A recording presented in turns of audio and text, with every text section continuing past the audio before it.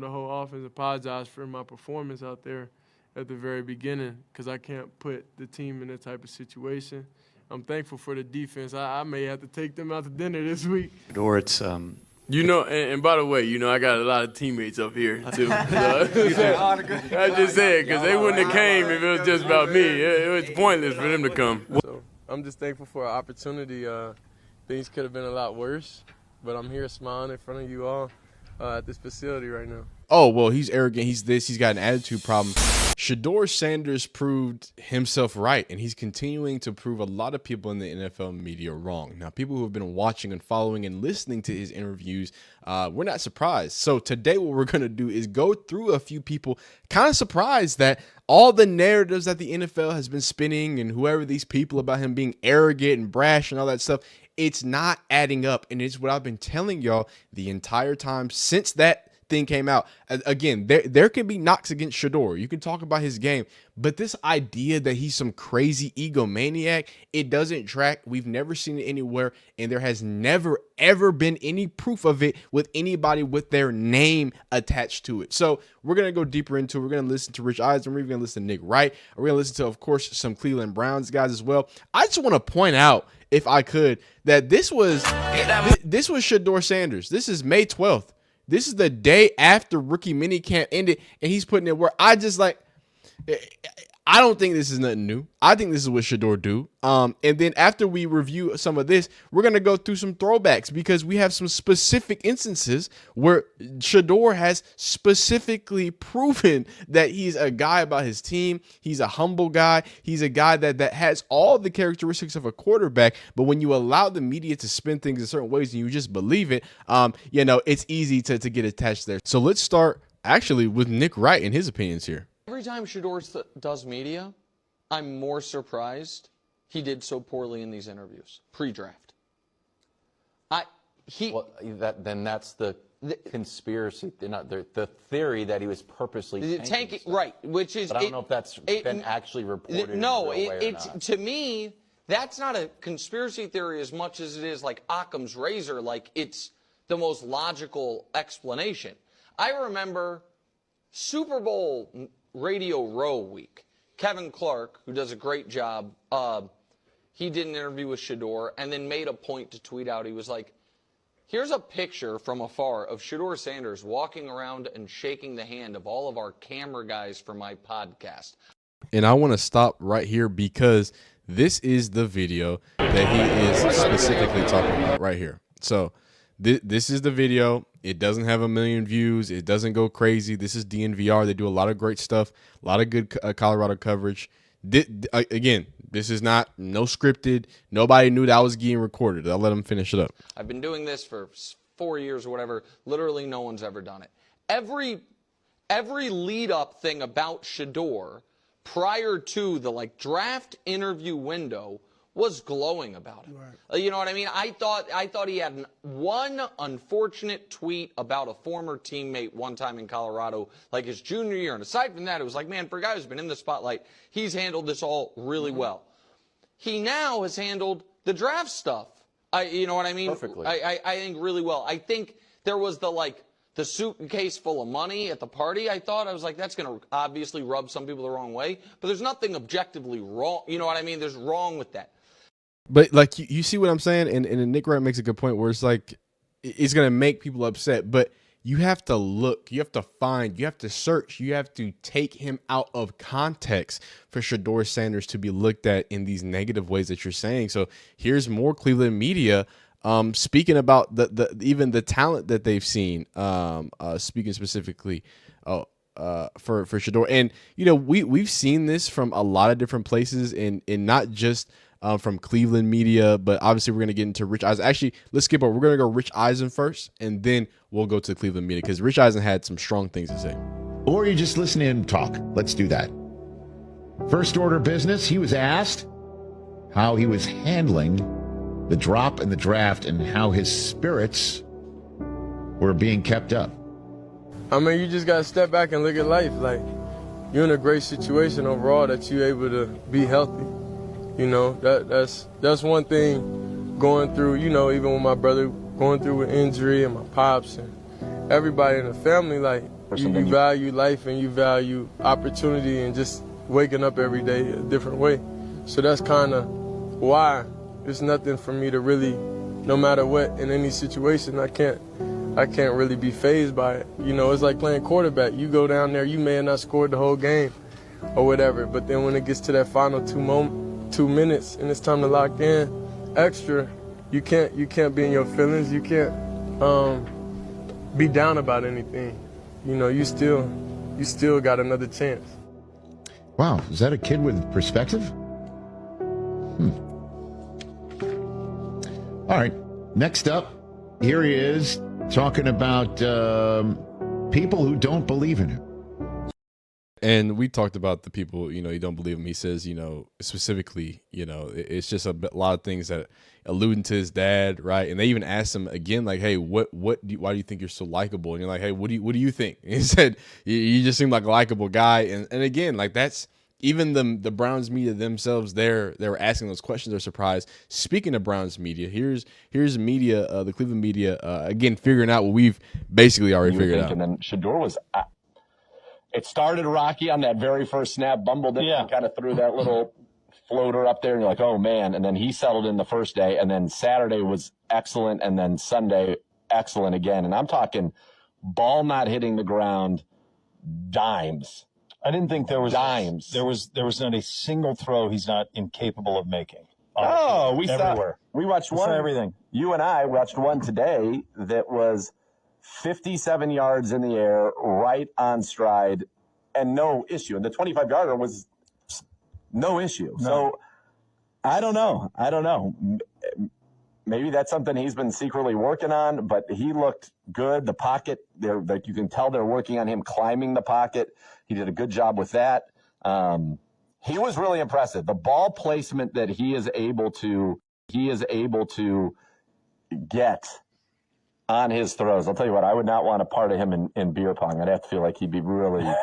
And it's like them being that surprised makes me feel like they thought that he was incapable of playing quarterback. But this is what I mean by media narratives, right? This is what media narratives get you. When you only believe the things that you see on ESPN or believe things that are told to you, right? You're going to come away with, oh, well, he's arrogant, he's this, he's got an attitude problem. But if you actually watch all the things, you'll see stuff like this, specifically where Shedeur Sanders at a press conference about the Alamo Bowl. What does he do? Since we had so much time off. Shedeur, it's and by the way, I got a lot of teammates up here too. So, you feel me? I just said because they wouldn't have came if it was just about me. It was pointless for them to come. Well, on that note, it's not a question we use to ask football players. And that's him at an Alamo Bowl at a press conference, like, yo, why are you not asking my teammates questions? No wonder why his teammates only have positive things to say. Here he is, because y'all think he doesn't take accountability. Here he is taking accountability after a win against Utah. Talk with, the whole offense, apologize for my performance out there at the very beginning because I can't put the team in that type of situation. I'm thankful for the defense. I may have to take them out to dinner this week, for saving me and saving the team. But when you have a good team overall, it's complementary football, and you put all phases together, offense, defense, special teams, we can't be stopped. But it was just one phase that wasn't working early on, and that was the offense, but the rest of the phases was there. So that's how we have a great team. But we can't afford to start off like that. We can't afford to have those type of mistakes, and mentally I got to be better and focus more. This is November 16th, 2024. November 16th, 2024. So, again, what are y'all talking about? Where is the selfishness? Where is the arrogance? Where is it because of this? I've been through 6 different OCs, so I'm able to adjust to any offense and every scheme and make it work. We went from Jackson State to Colorado and changed 2 programs back to back. So you don't think I could come to an NFL franchise and change the program again? It's history. We done it again. It's always going to repeat itself. But again, y'all don't respect HBCU, so I get it. But someone who has a historic football franchise at 2 now very respected football franchises and done it at a very high level. And he says that, look, we've done things, we turned things around. I've been around what a rebuild looks like. I don't throw my teammates under the bus. But here is people trying to take things out of context. This is probably the most iconic one. This one, and I know people talk about the tweet or whatever, or maybe even him going against the CSU guy, but to me, it's like, yo, that dude was talking that. You know what I'm saying? He was talking that high, and then he went again and shook people's hands. I'll find that if I need to find that. But here is him, right? This is how they would frame this. This is September 8th, 2024. Remember, after Nebraska, big loss, Shedeur didn't do great. This is the part of the interview they cut. I mean, how many times did Rhule get touched? You said what? How many times did Rhule get touched? They was able, like, of course, whenever you're able to run the ball consistently and whenever you're able to, then that opens up the pass, you know? But it's just like you got to understand, like, what your team good at.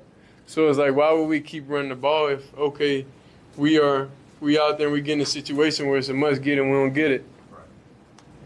Are those like kind of like 4th and 1 conversions that haven't gone your guys' way in the last couple of?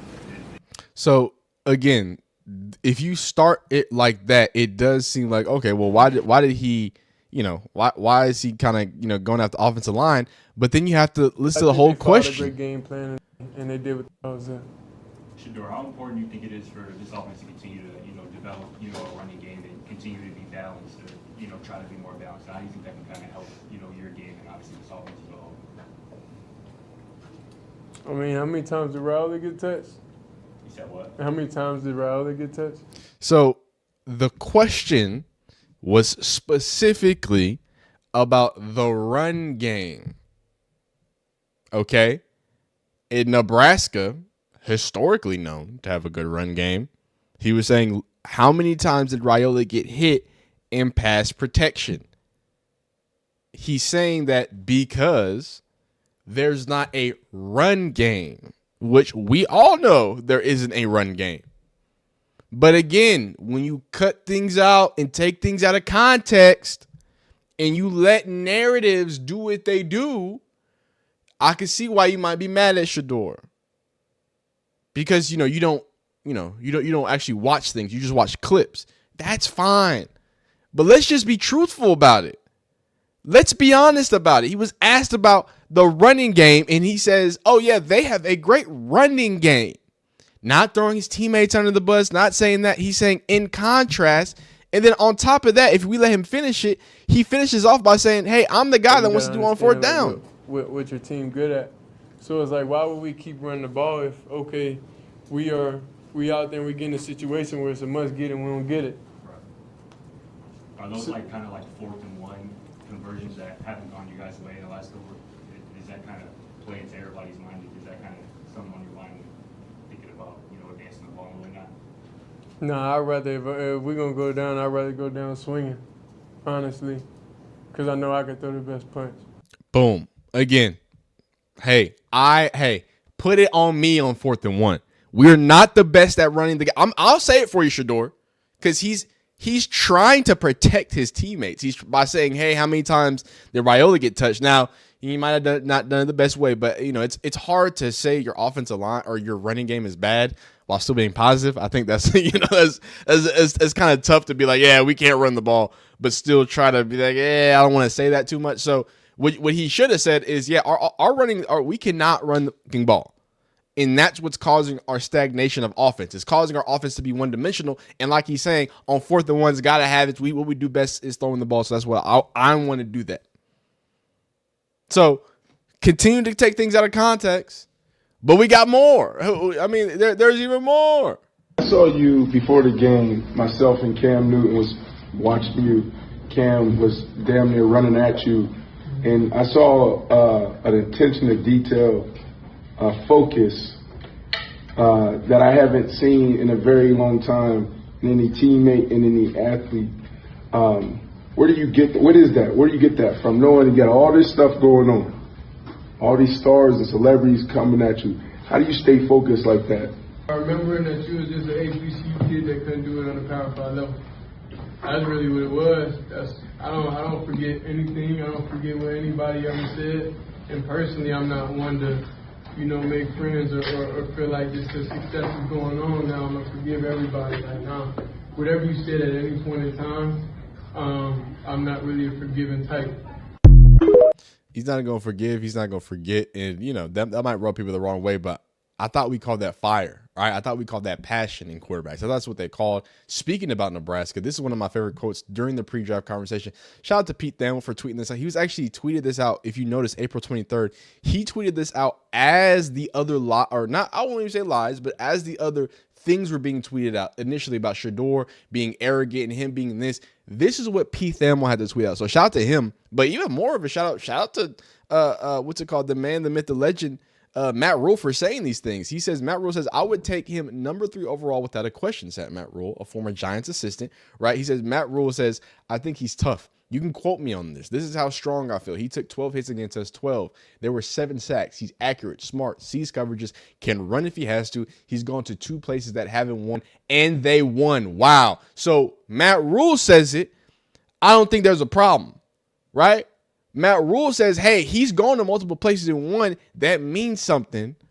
I think it's got to mean something. And how does he feel now in front of the media? Why are people in the media being like, wait a minute, he's crushing the interviews because of stuff like this? Of course, it's day by day. I just find something I want to perfect and just perfect it to the best of my abilities. And that's all I really focus on. And just being there, just being a leader, being a great teammate, doing what I need to do whenever it is. So I'm just thankful for an opportunity. Things could have been a lot worse, but I'm here smiling in front of you all at this facility right now. There you go. And I think we actually listened to that with the Rich Eisen thing. But I had to double down. You know what I'm saying? I had to double down and just prove to you that the same guy who's taking a picture with every single undrafted free agent, the same dude that shook every single hand, the same dude that when he went into the interview, we can pull that up. And I made a point to this because Jimmy Horn did it. Shiloh did his versions of it too. They all addressed every single person in the media, right?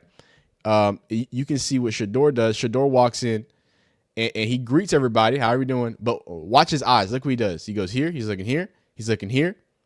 Right? He's looking everybody around. You know what I'm saying? And then boom, whoever asked the question, he looks at them and now he's addressing them, saying how everybody's doing. So that same dude is a guy that I believe to the utmost is going to be an amazing player, is going to be, more importantly, an elite leader. And I'm just happy that where we are right now, a lot of people are starting to be able to see those things. Like I said, I don't know if he was doing terrible in the interviews. I don't know if, I think it's just simply, hey, he got upset. He didn't want people tricking him. His father has told him, hey, you know what them Giants tried to do to me. It makes sense that it's the same team, the Giants. The only other team is the Vikings.